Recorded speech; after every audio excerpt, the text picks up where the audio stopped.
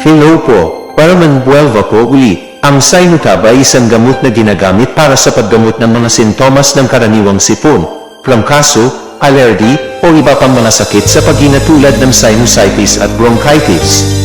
Ito ay naglalaman ng dalawang aktibong sangkap, phenylephrine at acetaminophen.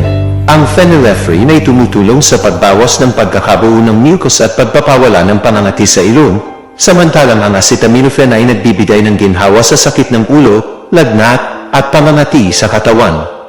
Ang mga epekto ng Sinutab ay maaaring kabilang ang pagkahilo, pagkabulol, pagkakamot at pagkakaroon ng tuyo sa bibig o ilong.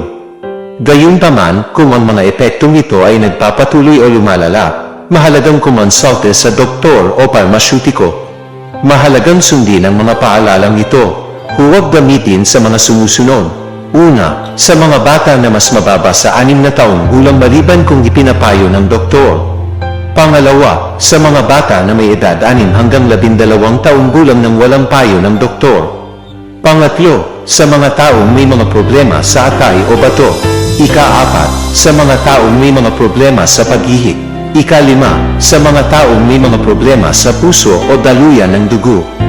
Ingat po palagi. God bless po.